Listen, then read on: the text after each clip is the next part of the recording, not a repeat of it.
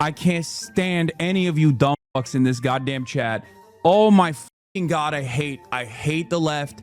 I hate liberalism. I hate everything that's going on. Being a sexy chef. I hate this fucking country so much. This is the third and final video in a trilogy I'm making on Hasan Piker. We've visited his most notable enemies and even his most notable confrontations, but the question still lingers in the air. What is wrong with this guy?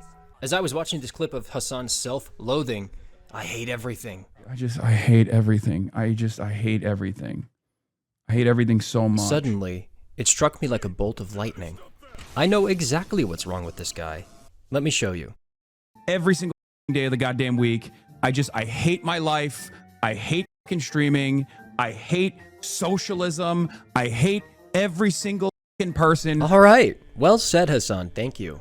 We hate your life too. Now, in tackling an impossible to answer question like, what the hell is wrong with this guy? You might be tempted to ask a follow-up question, and that is, well, is there anything wrong? Fucking yeah. Let me show you. Context. GQ wrote an article about Hasan. Here he is reviewing the article about himself on his stream as his community tells him that the article sucks. It definitely does not paint a positive view to the general public as someone who should be listened to about politics. You're wrong about that. I am an experienced media personality. As Piker burns through his 70-minute workout, exhausting himself in the process, he strips his shirt off. I have an understanding of how these things work. This is literally my professional job. As he pants in a pair of neon shorts with black Calvin Klein boxers poking out. And I'm telling you, my assessment of this is that this is a very good, very humanizing piece. What are you doing? What are you doing? You know, watching Hasan closely is kind of a terrifying experience. And it's not because he's called for bloody revolution and he has an audience that apparently agrees with that. What's going on? No problem, chat.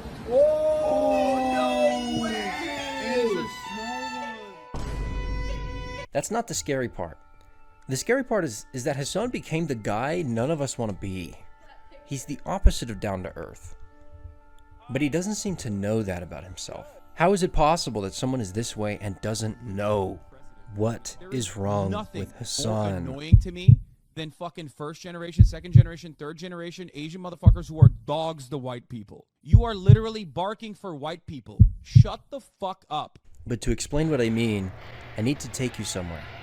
I'm a propagandist. Well, no. For the record. I'm not calling I'm a propagandist. Zoran Mamdani was hanging out with this sexy man by the name of Hasan.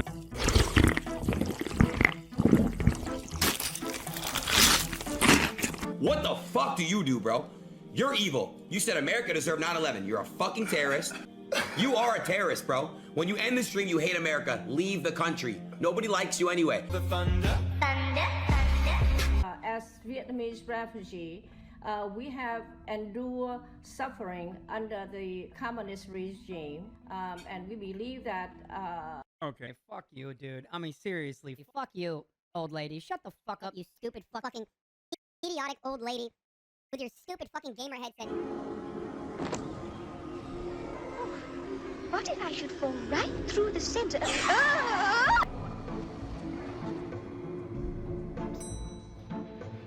Oh man, this guy stinks. Oh, I love being a sexy chef. This video will be split into two sections, the cog round and the skelecog round. During the cog round, we're going to analyze who Hasan presents himself as, that is, his outward appearance, the thing that is not necessarily who he is inside, but who he is when the camera's turned on. In the skelecog round, we're going to go deeper, who he is when the camera is not on. I believe there are three personas he's trying to demonstrate to the public. The first, some kind of political leader, maybe even the leader of some kind of revolution. You know, someone has to do it. See, when I say that, everyone knows exactly what I mean.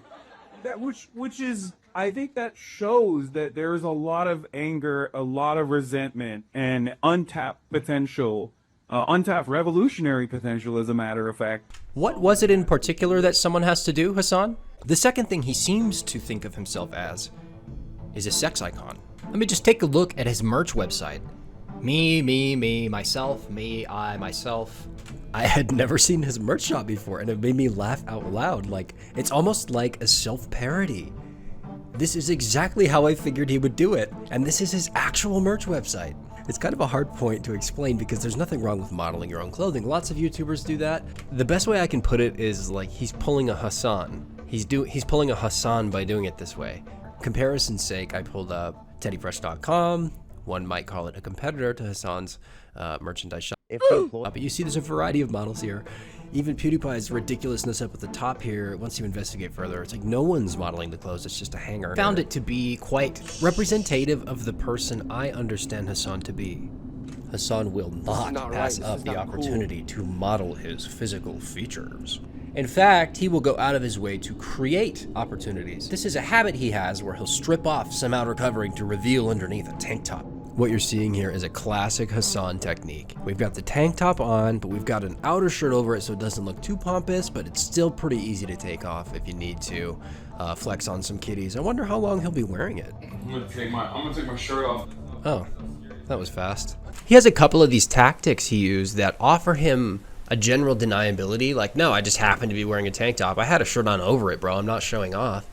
But of course, that's really what he is doing. Another one of these tactics is his dog. He seems to lug his dog around as an appendage to add to his aura. There's a difference between loving your dog and then just doing that versus talking about it.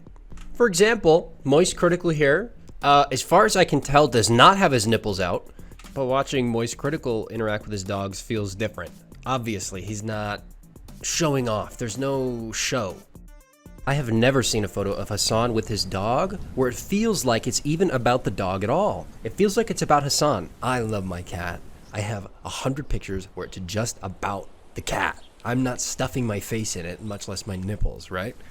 And so the dog starts to feel a little bit like an appendage. Like he's just kind of lugging it around as like a handbag or jewelry or something to add to his overall aura. For the sake of moving on, I feel that I've established he wants to be a revolutionary icon. That much is obvious. He wants to be a sex icon. That much is obvious. But there's also one more thing. The third persona I think Hasan projects is that of an influencer. He wants to be famous. Here's another one of his little tactics that he uses. He likes to play up his own achievements to heights that are just like, that's just lying, bro. Let me show you. Like the fucking literal president, which I'm going to talk about in a second. The literal current president, the shadow president, is doing call-out posts, calling me a freaking fraud on his website. No, that's not the current president or the shadow president, whatever the fuck that is. That's Elon, right? So why are we just straight up lying? I'm so confused. When the president of the United States of America, perhaps the planet, is freaking out about my gaming.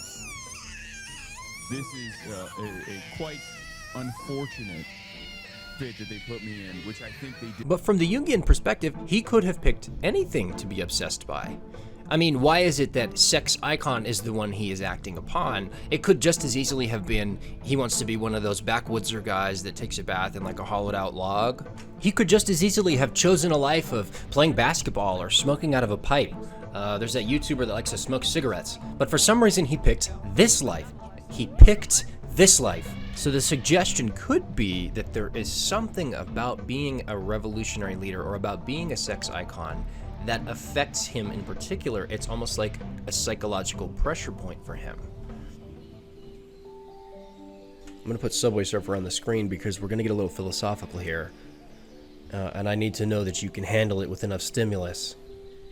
Immanuel Kant in the 1780s is talking about how you cannot experience the world in itself. There will always at least be one degree of separation between you and the world, and that is your sensory apparatus.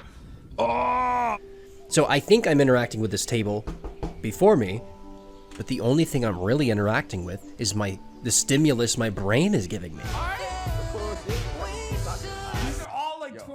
That's not interacting with the table, it's interacting with the table with at least one degree of separation. Okay, philosophically, that is important. This means that, in a manner of speaking, we see through a glass darkly. It's kind of like we have sunglasses on. Instead of being able to see with our bare eyes, there's a layer of separation between us and what is apparently there. But that might not be a good thing, because that could mean if your glasses are tinted enough or colored in some way, you're not seeing the real world, you're seeing the world through a lens darkly, you see? What did you say, Aunt Selma? I said take off those damn glasses. What I'm saying is, Hasan has on these hypothetical glasses, and it's obscuring his view of the world. And he thinks his view of the world is true, but it's obscured. Let me give you an example. You're at a backyard barbecue. About 20 people there. Suddenly, there's a snake slithering in the grass. Someone is for sure going to scream. Someone might even lunge to kill the snake without taking a moment to consider whether or not they should do that. It's an unconscious behavior that arises up, poses as us, and says, kill that snake right now. No analysis necessary, just do it. And when we listen, we look back and say, wow, that was kind of odd. I lost my cool there. I lost my head, and I didn't even really want to kill the snake. It's just something that happened. In a manner of speaking, in that situation, the person was possessed. What I'm saying is that Hasan is in that backyard, and these three things are the snakes slithering in the grass. They upset his peace. They agitate him. They manipulate him. I know he thinks it's the other way around. It isn't. A great change of our psychological attitude is imminent. That is certain. Why? Because we need more. We need more psychology. With the conclusions we're seeing Hasan make about the world, that he hates everything, that it all sucks. Everything except him, of course. Well, no. Suck is not a thing. That's something humans made up. There's no suck out there. That's like saying there's evil that exists in the snake in the barbecue. No, it's just a snake. You've projected the evil that exists in you onto the snake. That's a completely different story. In that case, the complex doesn't exist in the snake, but in you. So when any scenario arises in which he could show himself off as one of these three things, it's like something is possessing him and he just does it. It's like he has no control. This is why he doesn't know he's the way he is. He is not present enough. Environment where the most loud voices you hear are the likes of Asmongold. One person who is actively There's in the one top, man regularly duking it out with these people. And it's you, the Lone Ranger. Ritualistically humiliated with ridiculous smears over and over again. Now, Hasan would say he's feuding with Asmongold because he's racist or right-wing or something. But we know it's because Asmongold does better online than him. I had the displeasure of catching the opening of a Hasan stream. You see, he's just started stream here. He's just a couple of minutes in, about 16 minutes in. And if we look on the sidebar here, Asmongold is streaming and he has more viewers. And if we go ahead and switch over to his stream, he's been streaming for about 15 minutes. So it seems to me that Asmongold was waiting for Hasan to start so that he could start and just mog the fuck out of him, which is gangster as fuck. But that's actually kind of proving my point. You see, Asmongold realized that Hasan cares a lot about numbers and being famous and having more clout than other people, right? Asmongold does not have to try very hard at all to get Hasan to be fucking pissed. It is 100% proven it's a shot caller. This idiot just taped to get... In a manner of speaking, because Asmongold can see the methods by which Hasan is controlled, he can kind of control him a little bit too. A little scary if you think about it. And this actually helps explain how we got to where we are. He has several complexes. He's not addressing them or even admitting that they're there. And then they start to amplify, and then he shocks his dog. You're being such a baby. I don't think he meant to get there. It's just what happens when you ignore your karma. Something about his psychology makes the world appear as though these are important. But Hasan, that's just all shit humans made up. None of that is real. I'm not actually judging Hasan here. This is the ultimate mistake. This is the mistake we're all making. We actually don't have to upset our peace for anything. You don't have to do anything. So when things like this tell you to do stuff, should you listen? I mean, what is the Jeffrey Dahmer story but a guy who was continuously possessed by a series of things that arose as him and told him to do stuff, and then he just listened? I mean, that's a very extreme example, but this is the thing that's going on in all of us all the time. Carl Jung realized that when you have these subconscious complexes, they will try and reach out for contact, in a manner of speaking. Okay, I'm not being super literal here. You may start to have dreams, day or night, obsessive fantasies, pathological behaviors, memories that won't leave you alone, that feel very intense. Jung also discovered that if you're struggling with a complex or a series of complexes that are making your life harder, all you have to do is pay attention to them and make a meaning from them. And if you don't look at it, you become the guy no one wants to be without realizing it.